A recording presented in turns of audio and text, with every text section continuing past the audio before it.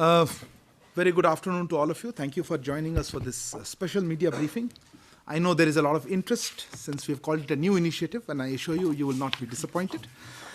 We have with us to give a sense of this new initiative, Foreign Secretary Sir Shri Vinay Quatra. Also joining us for on the dais, Shri Prabhat Kumar, OSD, ER and DPA, as well as Joint Secretary looking after Public Policy and Research, PPNR, Dr. Sumit Seth. Sir, without further ado, I'll hand over the microphone to you, but just with one comment, but perhaps at the question stage. This is a special briefing on this topic. This is not a press conference in the beginning of the year with Foreign Secretary. So is yours, sir. That shall come in fullness of time. Okay, thank you very much, Arindam. And very good afternoon to our friends from the media, to this special briefing this afternoon. I think my first one of the new year. So let me take this opportunity, first of all, to wish each one of you and your families all the very best for the new year. Good health, well-being of the soul to all of you. I'm very happy to announce a new and unique initiative that India will be taking this year. We will be hosting a special virtual summit on 12th and 13th January 2023. That is the next week. This summit, which will be called the Voice of Global South Summit, under the theme Unity of Voice, Unity of Purpose, essentially envisages bringing together countries of the global south and share their perspectives and priorities on a common platform across a whole range of issues. More than 120 countries are being invited for this Voice of Global South Summit. This initiative is inspired by Prime Minister Shri Narendra Modi's vision of Sabka Saath, Sabka Vikas, Sabka Vishwas, or Sabka Prayas, and is also underpinned by India's philosophy of Vasudhaiva Kutumbakam. As you are aware, India has always been in the forefront and consistently championed the cause of the developing world. We have been strongly articulating the interest and concerns of our partners in the global south in all international fora and mechanisms.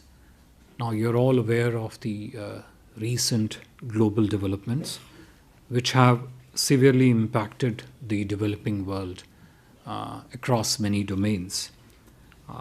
Some elements of this impact include, one, of course, the COVID pandemic and the impact that the pandemic has had, a serious impact that the pandemic has had on countries across the world.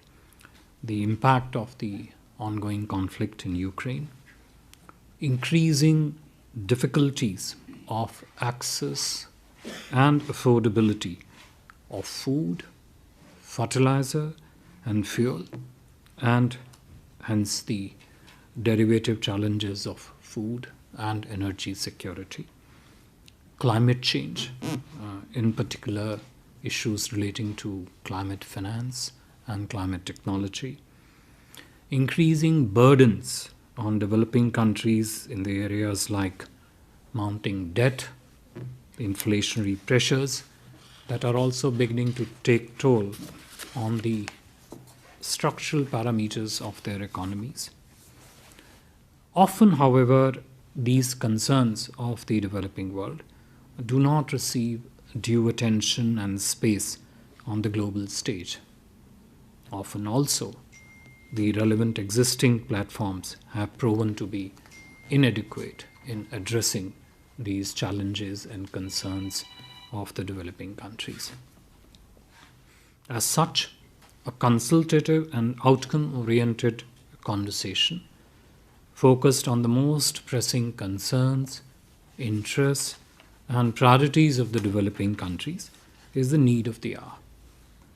The Voice of Global South Summit is India's endeavor to provide a common platform to deliberate on these concerns, interests, and priorities that affect the developing countries. Also, to exchange ideas and solutions, and most importantly, to unite in voice and purpose in addressing these elements of our concerns and priorities. India will work to ensure that the valuable inputs generated from partner countries in the Voice of Global South Summit deliberations receive due cognizance globally. India's ongoing presidency of the G20 provides us a special and strong opportunity to channelize these inputs into the deliberation and discourse of the G20. While assuming our presidency, you would recall, Prime Minister Modi had said that India's G20 priorities would be shaped in consultation with not just our G20 partners, with whom we, of course, cooperate and consult very closely, but also with our fellow travelers in the global south, whose voice often goes unheard. This summit will thus also be an opportunity for those countries that are not part of the G20 process, especially those countries that are not part of the G20 process, to share their ideas and expectations through this mechanism with the G20. In terms of the broad outline of the program of the summit, which is still in a planning phase and is developing and evolving, the summit envisages 10 sessions over a period of 2 days. As I said, these are still being planned. 2 of these sessions are planned to be held at the levels of the head of the state and head of the government, and 8 sessions will be at the ministerial level. Each session would have a set of 10 to 20 countries participating in each of these sessions. Naturally, as we would expect, the 2 leaders sessions would be hosted by the Prime Minister. The remaining 8 sessions would be led by various ministers with the participation of their counterparts from the invited countries. And as I mentioned in the beginning, more than 120 invitations are being sent across for participation across these 10 sessions. Inaugural leaders session would be in the forenoon of the 12th, and the theme of the discussions in that inaugural session would revolve around Voice of Global South for human-centric development. The finance minister session, which is expected to be one of the ministerial sessions, the discussions in finance minister session would revolve around the theme of financing people-centric development. Given that key element of development has to focus on centricity of people, the theme of this session is being planned and shaped accordingly. The environment minister session, which would be another ministerial session, would focus on the theme on balancing growth with environment-friendly lifestyles.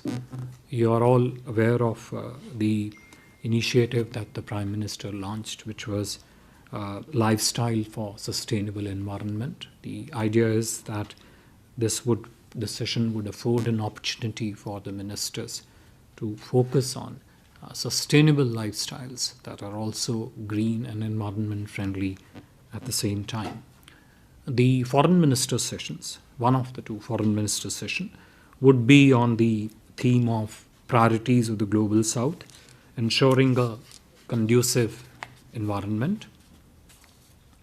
On day 2 of this summit, we would be looking at essentially 5 ministerial sessions and, of course, the concluding session.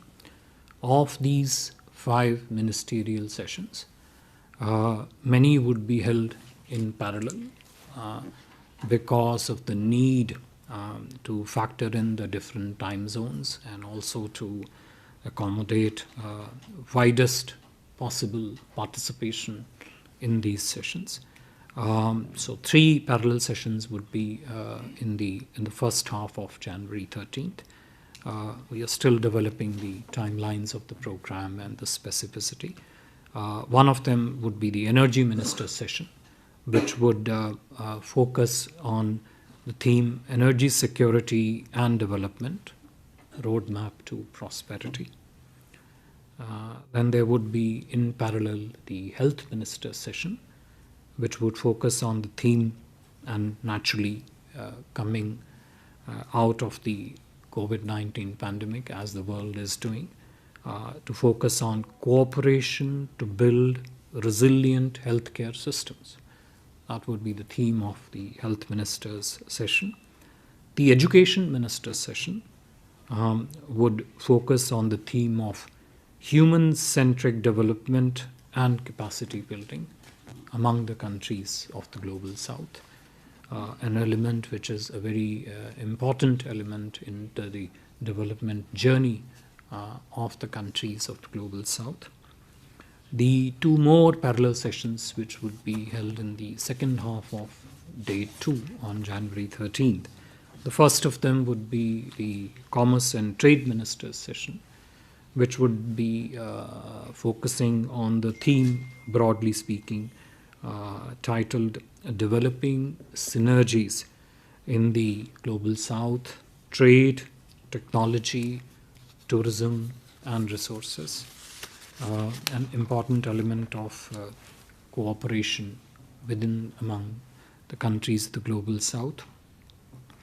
And given the Indian presidency, the ongoing Indian presidency of the G20, the foreign minister session on day 2 would focus on the theme G20.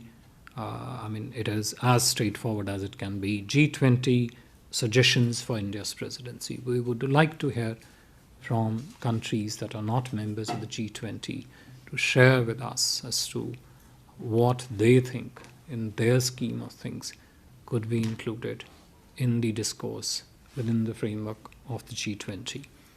The concluding leader session will be hosted by the Prime Minister on the theme which I read out in the beginning itself, which is the unity of voice, unity of purpose. And at the conclusion of the summit, we propose to release a summary of priorities and perspectives, inputs and ideas that the participating leaders and ministers would hopefully share during the summit. Let me stop here with those brief opening remarks with regard to the Voice of Global South Summit proposed for 12th, 13th January, and try and see if how many of your questions I can take and answer. Thank you. Thank you, sir. As I said, we'll open the floor for questions. But before that, again, please stick to the topic that is in there. And since I saw you first, I'll start with you. But I'll take the questions. One round. Yeah, sure. Good afternoon, sir. Please introduce yourself and the organization. Happy New Year, sir. Sir मैं कविता जोशी हूँ Haribhoomi newspaper से. Sir आपने जैसे अभी कहा starting में अपने opening remarks में कि ये जो समिट है ये ग्लोबल डेवलपमेंट्स के साए में हो रहा है जिसमें कोविड पेंडेमिक और Ukraine crisis, food and energy security है. सर इस इशू पे क्या ये जो तमाम इश्यूज़ हैं और ये जो समिट होने वाला है इसमें 100 से ज़्यादा कंट्रीज़ आ रहे हैं, क्या चाइना का और यूक्रेन का हमने उनको इनवाइट किया है और उनका किस तरह का पार्टिसिपेशन समिट में रहेगा? सर, इसी से जुड़ा हुआ क्या समिट के एंड में कोई जॉइंट डिक्लेरेशन भी मतलब सामने आएगा? Thank you sir. I'll take a few together. So I'm Siddhant from Beyond. My question is: have we invited all the countries in our neighborhood? Slowly. Yeah, Siddhant. So have we invited all the countries in our neighborhood, especially countries in our neighborhood who are towards our west? Like? Pakistan. Oh, really? And Afghanistan. Okay. Okay. Who else had a hand up here? Yashi? So this is Yeshi Seli from the New Indian Express. I'd like to know how many heads of state are virtually going to take part in this conference, and which are the non-G20 countries who are going to take part?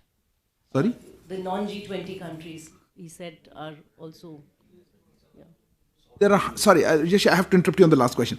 There are more than 120 invitations which are being sent, or more than 100. There are obviously lots and lots of countries which are non-G20. So I hope you withdraw that question. How many heads of state, or which heads of state you have? Somebody else had a hand up. I'll take one more and we'll come back to it. Sudhi, one second. Sir, Shudhira from the Bloomberg. Here, sir. Any elaboration that you can give us on the summit that the finance minister is holding, and in particular, any discussions that we're doing on debt? The ministerial. The ministerial, sir. Okay. On debt of, the global south and access to finance. So I think we'll just take these four and then come around to another set of questions. So basically, sir, if I could summarize for you, Kavita wanted to know about China-Ukraine invite and joint declaration. Siddhant, are all countries in our neighborhood, particularly in the West, invited? Yeshi on how many heads of state, and Sudhi on elaboration on the finance ministers meeting, particularly on debt. So, yeah. I think if I could start with the question that our friend from Bloomberg asked on the what would be the focus priority areas of discussions under the finance minister's track. It's a very common understanding that in terms of the kind of challenges that the developing world today faces, a very large segment of it obviously has a finance dimension to it.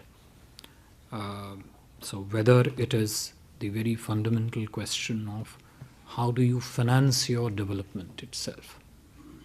One. Two, in doing so, how do you actually avoid falling in debt trap?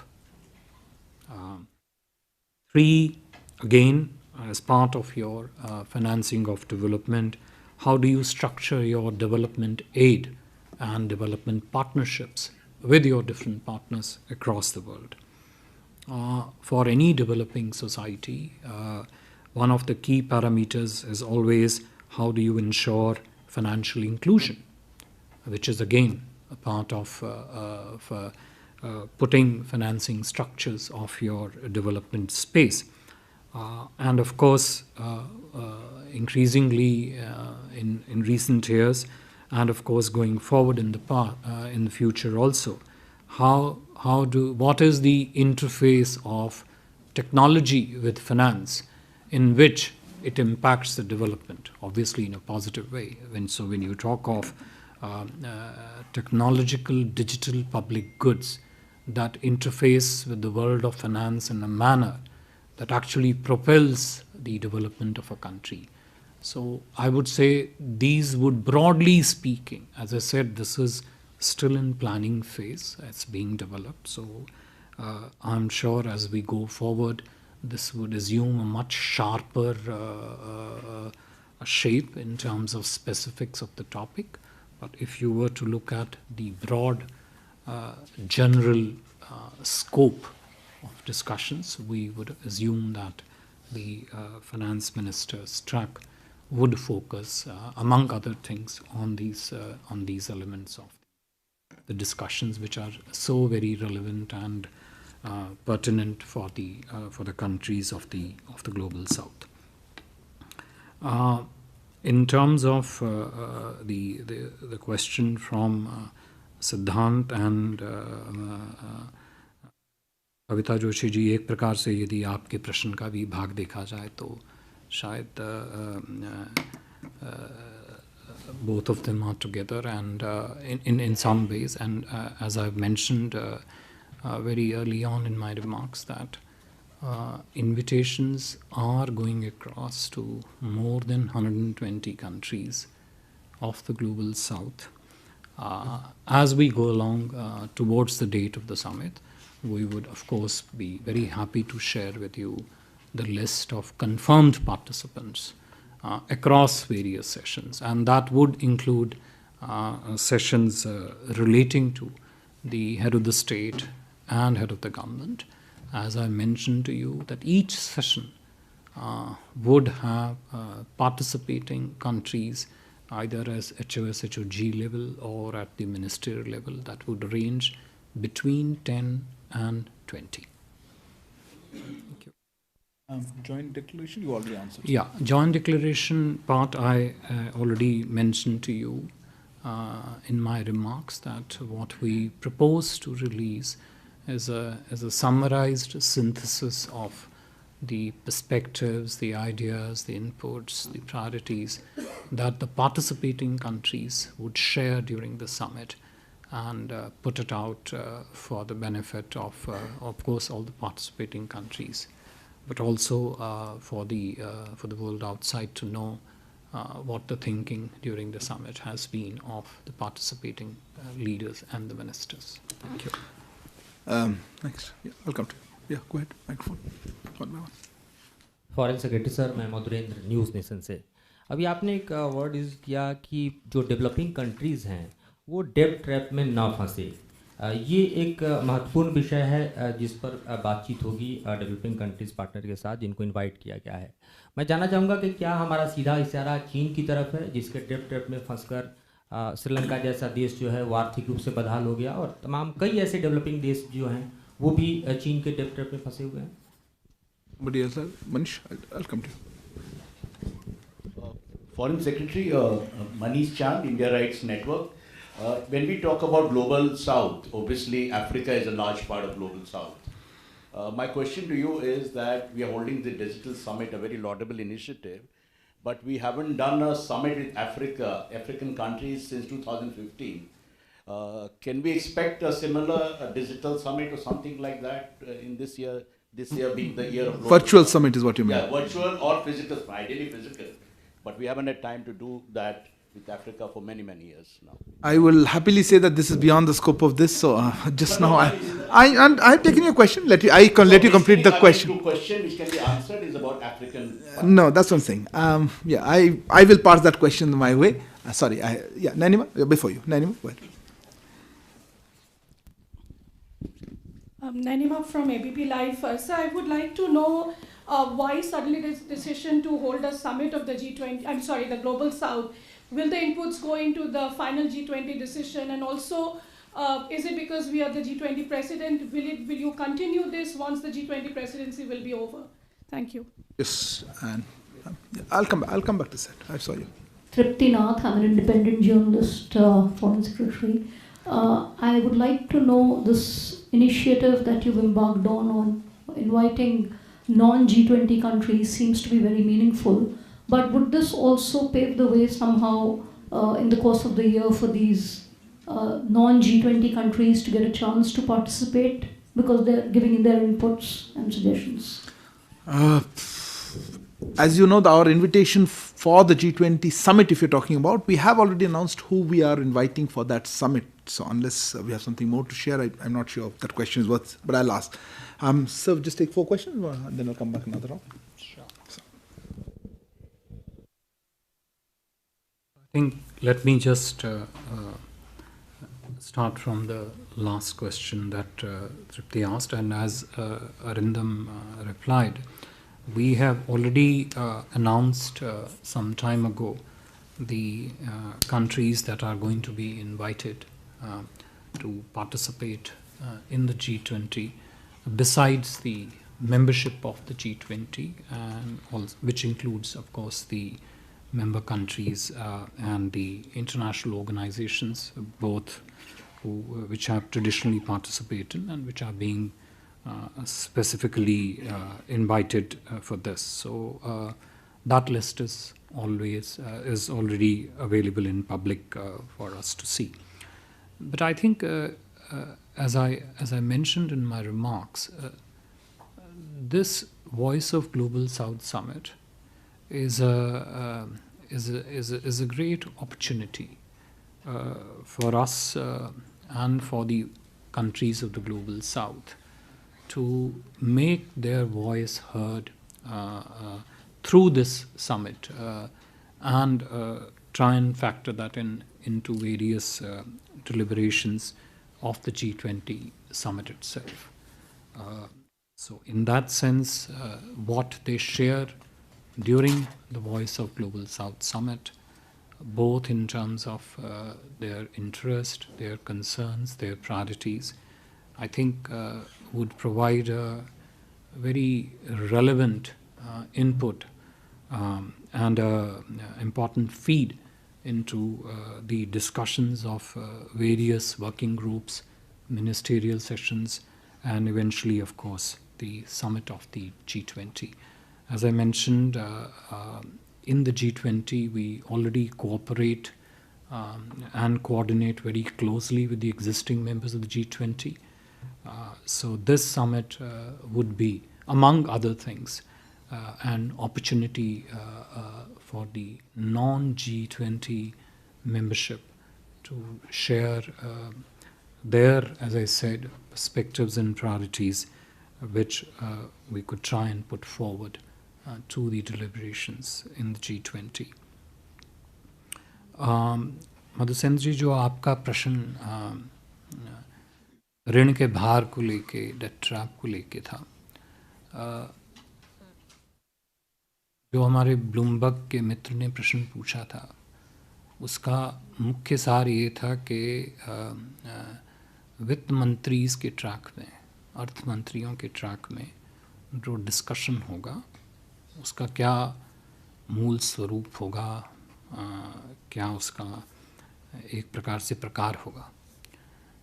तो मैंने कहा था कि विकास की यात्रा में जो एक सबसे मुख्य प्रभावशाली जो एक बिंदु है, वो है कि विकास की फाइनेंसिंग किस प्रकार से की जाए.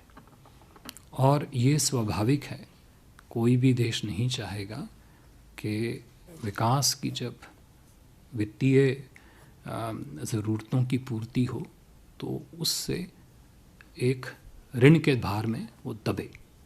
किसी भी देश की ये अभिलाषा नहीं होती है. तो ये स्वाभाविक है कि जब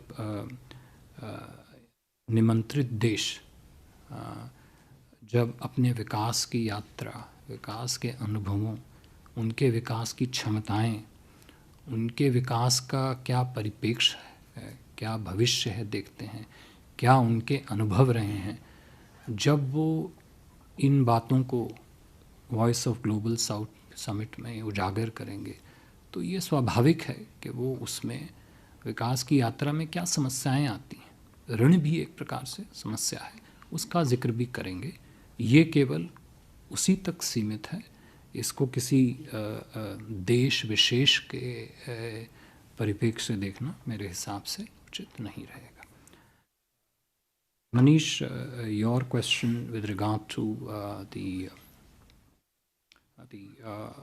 Global South Summit and how we have been engaging with Africa.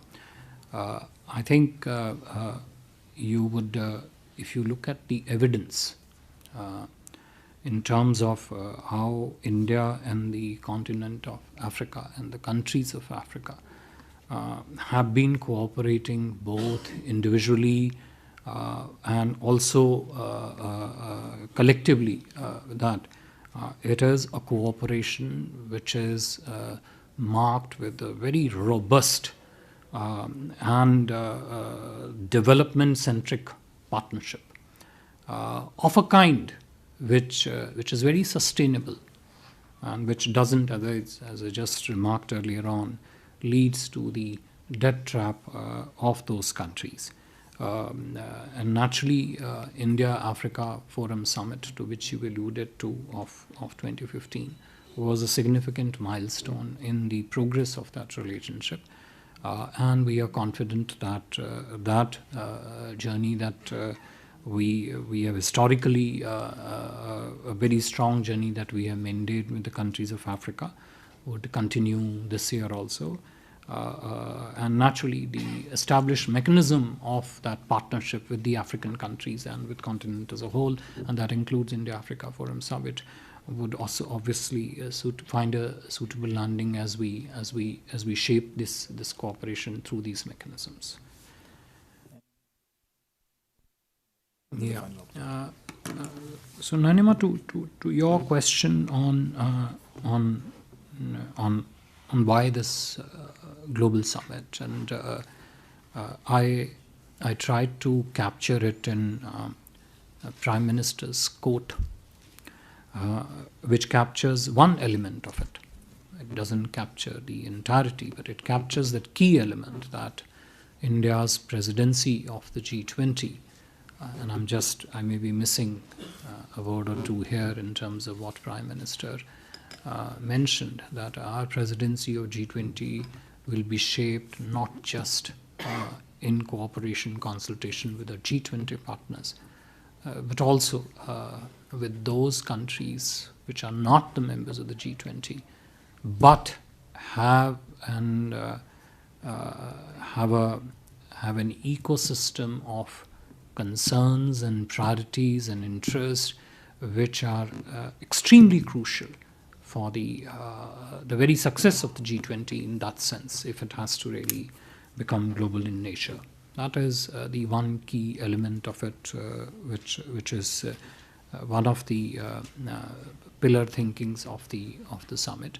But the other element of the Voice of Global South Summit is that if you look at the concerns, interests, and priorities of the large, overwhelming, developing world that is outside the G20, often the evidence would show that the mechanisms, the relevant mechanisms that are supposed to factor them in, take them on board, address them, mitigate those challenges, amplify the opportunities, whether these are both in the multilateral institutional framework or in other plurilateral, select plurilateral mechanisms, those often are found wanting in terms of their abilities, their capacities, or finally in terms of their outcome to be able to meet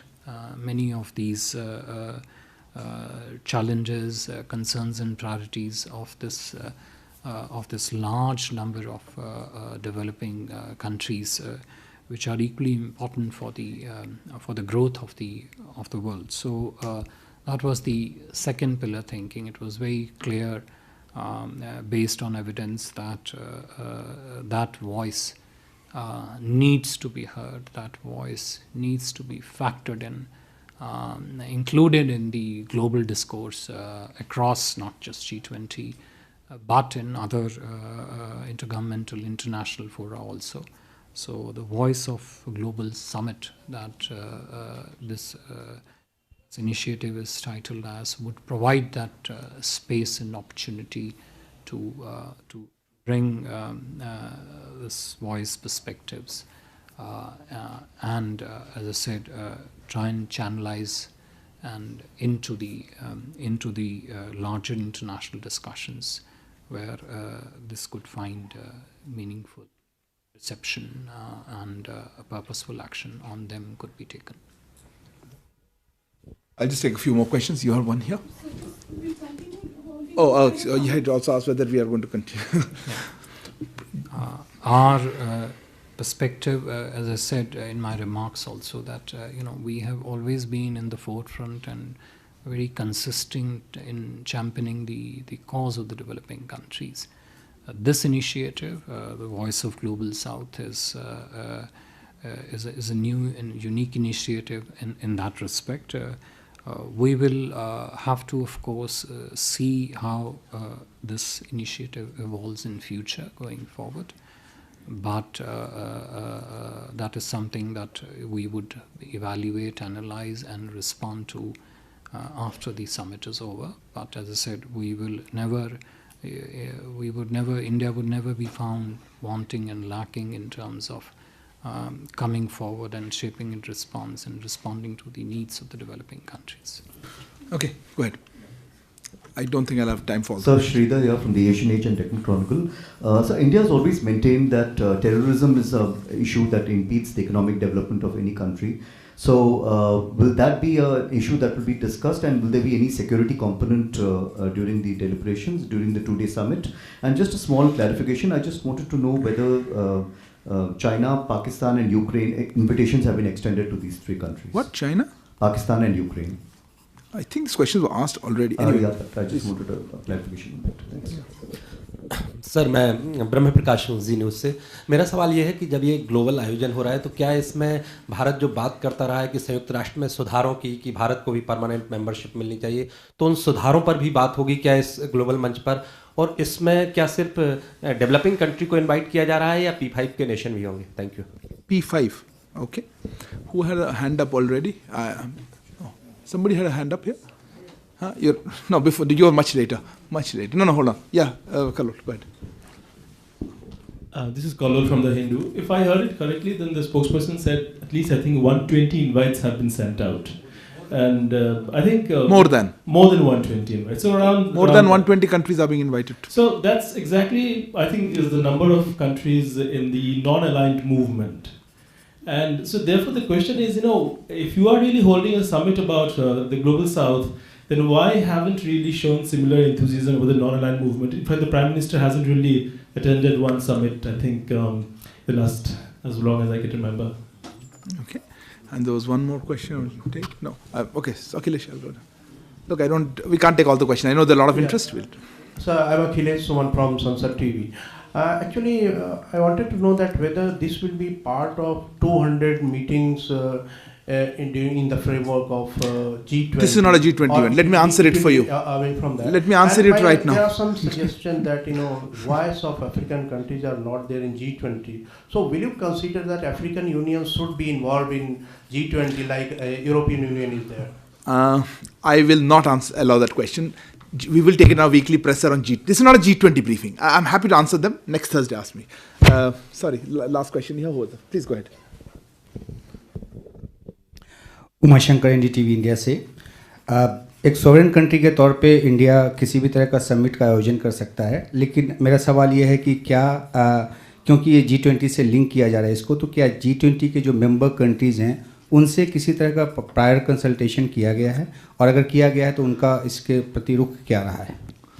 Anybody? I'll take one last question on a topic completely different. If it's covered in any of these, I'm not going to take. Something different? Okay, go ahead.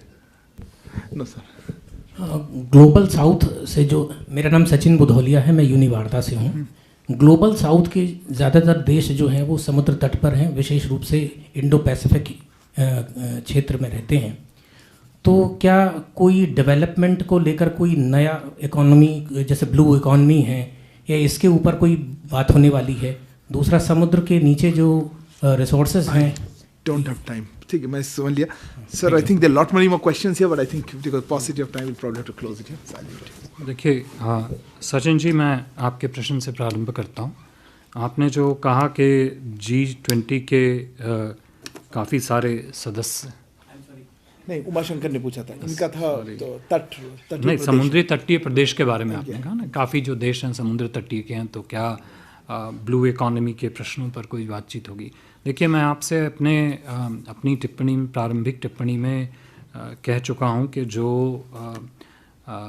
मंत्रीय स्तर के जो sessions हैं और जो अध्यक्ष, जो राष्ट्राध्यक्ष के स्तर के जो सेशंस हैं, उनके क्या उनके जो शीर्षक होंगे, क्या जो मेन थीम टॉपिक्स होंगे, वो मैं आपको ऑलरेडी उसमें डिफ़ाइन कर चुका हूँ। नेचुरली ये स्वाभाविक है कि जिन जिन देशों की आर्थिक व्यवस्थाओं में जो तटीय देश हैं, तो जो भी ब्लू इकॉनमी के एलिमेंट्स उनके लिए इम्पॉर्टेंट हैं, तो वो देश ये स्वाभाविक है कि वार्ता के दौरान अपनी बात का जो है उनकी जो आर्थिक विकास में ब्लू इकॉनमी का जो रोल है, जो उसका प्रभाव है उसका वो बयान स्वाभाविक है कि वो उसमें करेंगे। उमाशंकर जी, जो आपका ये प्रश्न था कि ये इसको G20 से लिंक किया जा रहा है, मैंने इसको ये नहीं कहा कि ये G20 से लिंक किया जा रहा है। ये मैंने आपको स्पष्ट रूप से कहा कि ये एक नया इनिशिएटिव है वॉइस ऑफ ग्लोबल साउथ का। अब क्योंकि इस वर्ष भारत की अध्यक्षता है G20 की, तो वो एक माध्यम है हमारे पास और ग्लोबल साउथ के देशों के पास, जिसके अंतर्गत हम उनकी विचारधारा को, उनके परिप्रेक्ष्य को, उनके मत को, उनकी इच्छाओं को, उनकी चिंताओं को एक प्रकार से G20 समूह के समक्ष प्रस्तुत कर सकते हैं। जहाँ तक आपको याद हो, मैंने अपनी टिप्पणी में यह भी कहा था, एक प्रश्न के उत्तर में भी पहले कहा था कि हमारा G20 देशों के साथ बहुत ही समीप और एक बहुत ही सकारात्मक सहयोग और सहकार्य अभी से ऑलरेडी चलता है। वो व्यवस्था स्वतः अपनी जगह पे कायम है। ये voice of global south summit एक भिन्न इनिशिएटिव है। उसका G20 का लिंक जिस प्रकार से आपके प्रश्न के द्वारा उसमें जोड़ने का जो प्रयास है, मेरे ख्याल से वो शायद इसमें नहीं होगा। Sridhar, your question was on terrorism and development, and whether invites have been issued to specific countries. This question, I think, responds invites to the specific countries. As I mentioned earlier, more than 120 invites are being issued, and we will, as the days progress ahead of the summit, we will be sharing with you the list of confirmed participants as we go along. Terrorism and development. When we invite countries to speak of their interest, their concerns and their priorities, especially as they pertain to their economic growth, development and prosperity, it is for each country to decide as to what for them is a priority, what for them is a concern. Now, depending upon the specific agenda items that would evolve for each of the sessions, each of the ministerial sessions, and for the heads of the state and heads of the government session, many elements, many challenges to development will feature. At this stage, I would not like to confirm inclusion or exclusion, for that matter, of a particular agenda item that needs to be there.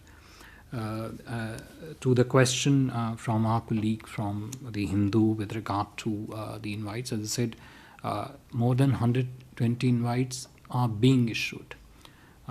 We will share with you whichever is the final confirmed list of participants.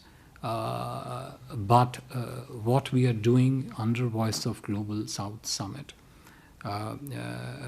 has for you to insinuate that in any way means a reduced significance of India's role, active involvement, proactive participation in NAM or even G77 for that matter, I don't think would be correct.